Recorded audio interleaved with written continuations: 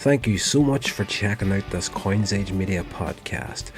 Once you get through with this show, please go over and check out coinsagemedia.com and check out the stuff that we're doing over there. We've got links to absolutely everything from YouTube channels, podcast, indie film, you name it, it's there. If we're doing it, it's on the website. So please check it out after the show and hope you find something interesting there for you. So let's get going with this audio podcast that you've tuned in for.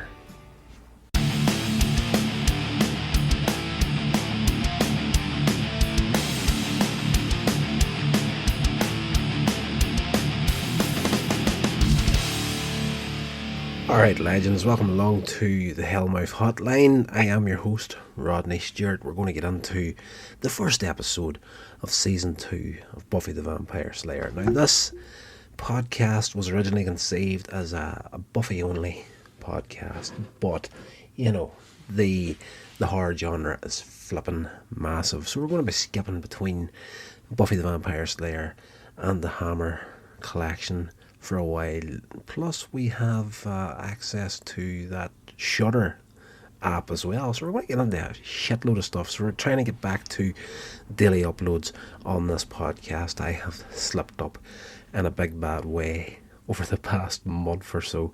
No episodes have gone out whatsoever, but we're back now and we're going to get at this as much as possible. So sit back and enjoy some television horror with this episode of Hellmouth Hotline.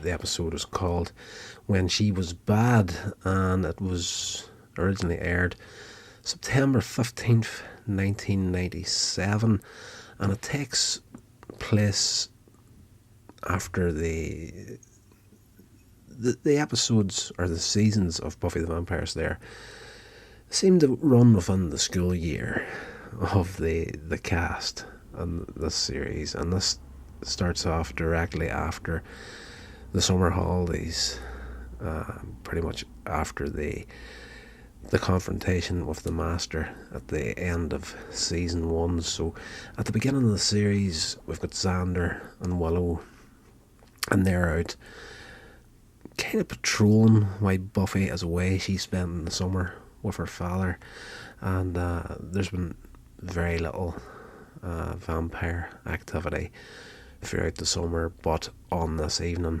they're out and they're quizzing each other in film quotes on the outskirts of the cemetery in Sunnydale. There's a tender moment between Xander and Willow as he playfully puts ice cream in Willow's nose. There's a lot of, pop culture references to movies in this part here, and the humour in Xander's part is, I enjoy this show, but the type of humour that Xander is big into in this series, watching it now is a bit on the annoying side. Even back then it was fairly annoying, to be fair. There's a moment where they're almost going to kiss each other. There's a whole thing throughout season 1 with Willow kind of, having romantic feelings towards Xander, but as we progress through the series, we know this doesn't happen eventually, but there is this moment at the beginning of the episode when that's happening. A vampire sneaks up on them and attacks them, and Xander's doing his best to fight it off, and then Buffy turns up out of nowhere, takes the vampire out, and we open up into the episode. Buffy in this episode is, I don't want to say PTSD, but that's probably the closest reference you could get to what is going on in Buffy's head in this one. She is dealing with the aftermath of fighting the Master, and she's having nightmares about it. There's a great little sequence in the episode where she's in school and she's chatting to Willow and Xander, and then Giles comes up and he's gone over a few things about needing to talk to her, and then I got you killed once, I could do it again sort of thing, and he attacks her and starts to choke her, and then all of a sudden he turns into the Master. It's a great little sequence, and you know, now that I've told you that there, that's destroyed that for you completely. But watching the episode again, I completely forgot about that there, and it's just that well done that kind of still takes me by surprise to this day. Giles finds the gang at school when the episode opens and explains that although they've closed the Hellmouth when they defeated the Master, the mystical energy still attracts evil forces to the town. Cordelia, of course, now is fully versed in who Buffy is. She's the Slayer, and the Scooby gang is, they're vampire fighters and whatnot. And she starts to talk about what happened with the Master and everything and the school way, and like Xander's like, you talk any louder, we need to keep this a secret sort of thing. But Cordelia still thinks of Buffy and her friends as outsiders, and Giles asks Buffy to resume her training after school. And when she's practicing, she has this vision of the Master and begins to, she's fighting against this dummy that Giles has set up for her to, use her attack moves on, and she absolutely destroys that completely. Like, her strength is overboard and she seems to be losing control. Of course, again, there's nightmares and everything. She wakes up during the night from one of them. An Angel is in her room, and he's there, Angel in true form, what he was like in season 1. He usually turns up to give her a heads up of anything that's going on, as far as the demons are concerned and whatnot. And he's warning her this time that the anointed one, the child from season 1 that led her to the Master at the end, he's kind of taking control of the remaining vampires, and he's planning something. We find out that he's told his followers to dig up the remains of the Master, and he's going to use this spell to reanimate the Master, bring him back. It's an interesting little scene whenever the vampires are digging him up, because when Giles and the Scooby gang buried the remains of the Master, like they anointed the ground with holy water, so whenever the vampires are digging them up using their hands, like, they're starting to burn, but they're not allowed to stop, because the big plan is to bring the Master back. So it's little things get there that I enjoy about the show. Really, really pushing into the history of vampires throughout cinema history, really, and bringing it to television. Really, really enjoy the show because of how well they pulled that off for a show that was, not always fairly adult in nature, but bumped into themes that were normally kept for late night television back in the 90s whenever this came out.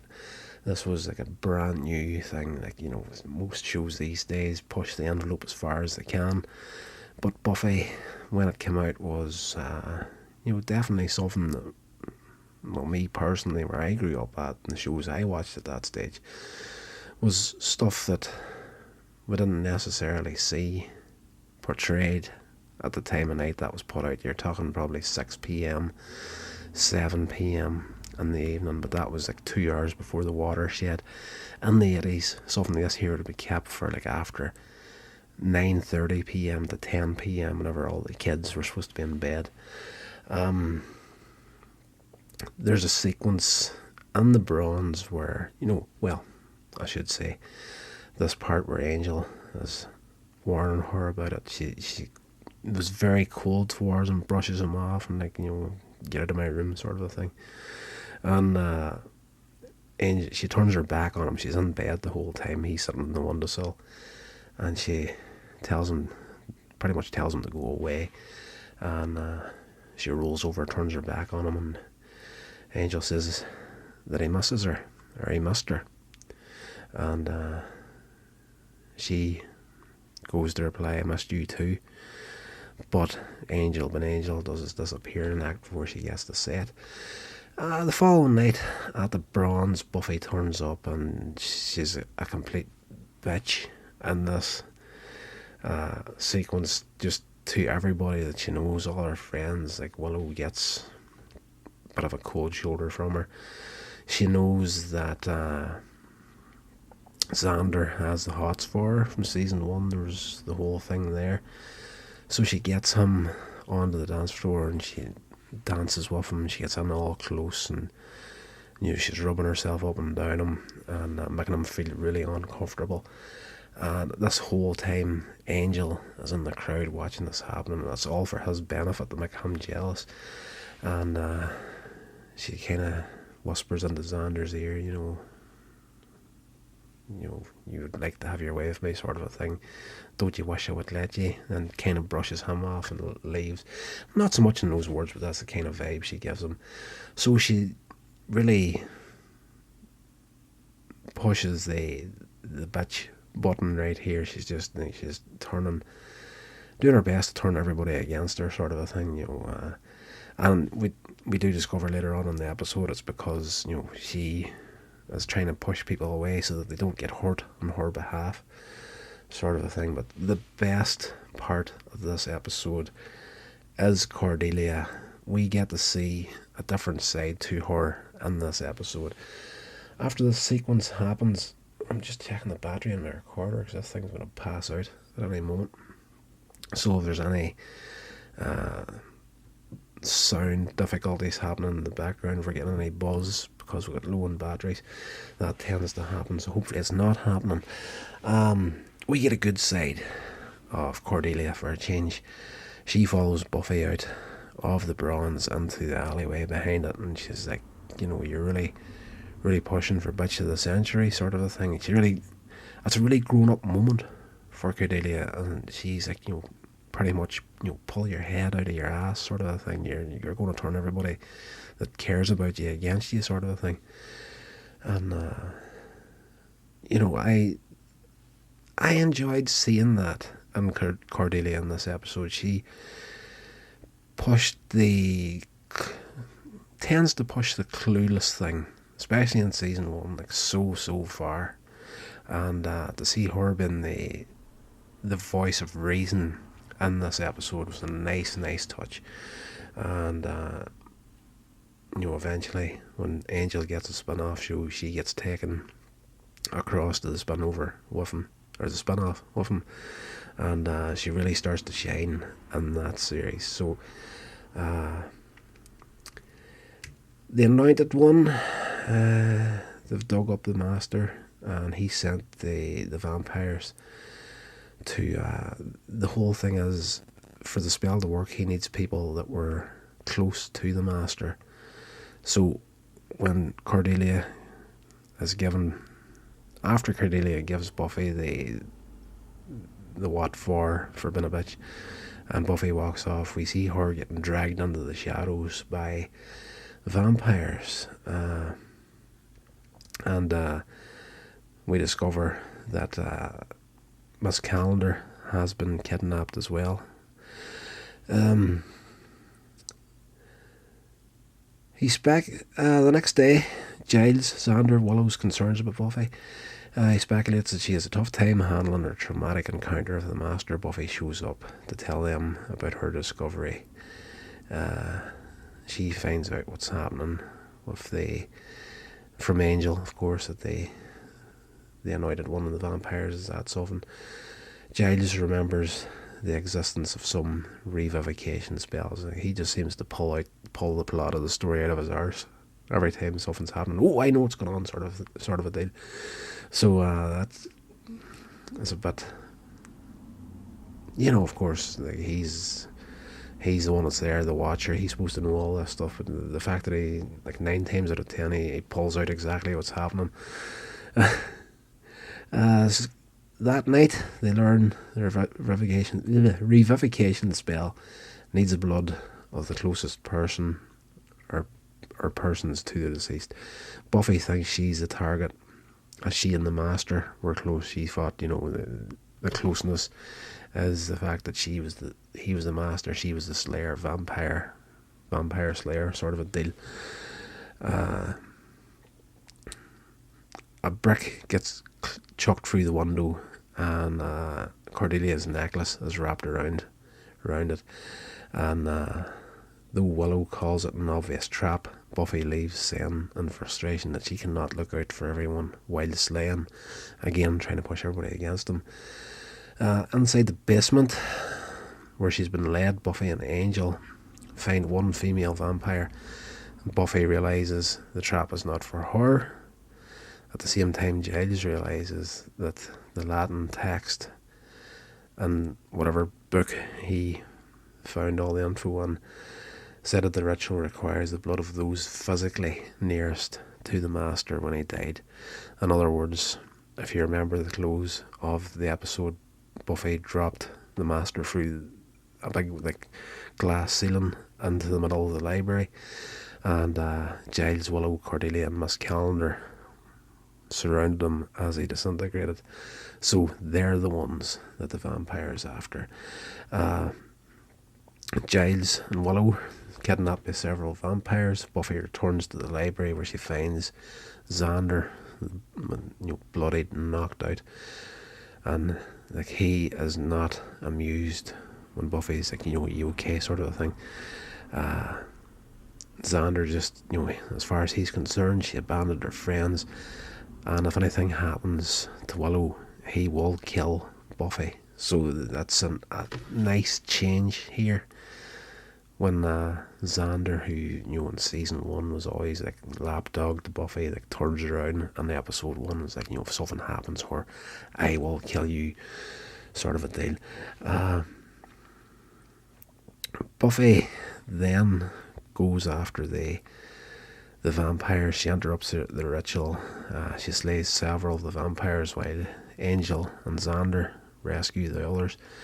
And there's a nice little fight sequence at the end of this episode, and when the vampires are all killed and the anointed one makes his escape, the skeleton of the master is laid out on this table, and Buffy smashes the bones to bits. I think Willow says finally it's all over, and Xander's it's not over yet. I think it was Xander that said that. I should really have watched this episode again. I'm trying to get this all out of memory here, so please forgive me. It's late at night. I'm trying to get this episode out. And Buffy, lifts a stick and she beats the skeleton into pieces, and up above her friends is watching her, and it's surprisingly a very, very emotional scene. That's the one thing I enjoyed with Sarah Michelle Gellar and Buffy the Vampire Slayer. I wouldn't consider her the best actress on the face of the planet whenever she puts that unspoken emotion into a scene where she is just physically taking out the aggression on the skeleton, and she's letting, it's not anger, but it's, the emotions and the, she's almost breaking while she's doing it, and just the little bit of a score that they have playing in the background is just, I don't know, it didn't bring a tear to my eye, but I did feel myself welling up slightly in this part of the episode. But at the end of the episode, Buffy turns up in the class the next morning, apologises for her behaviour, and they don't say we forgive you sort of a thing, but they just sort of invite her to sit down, and they get into their teenage chat that they normally have, joking in the classroom sort of a deal, and she smiles knowing that she's been welcomed back into the pack. The closing shot of the episode is the anointed one coming back in to the room where they had the skeleton and it in pieces, and he gazes at the destruction left behind and simply remarks, "I hate that girl." So that is Buffy the Vampire Slayer, Season 2, Episode 1, when she was bad. Fairly strong opening to season 2. I enjoyed it, but the best is yet to come in this series. So yes, this is the series where Spike and Drusilla turn up in Sunnydale. So looking forward to getting into more reviews on this series. Guys, I will talk to you in the next episode. This has been a production of Coins Age Media. Thank you so much for listening.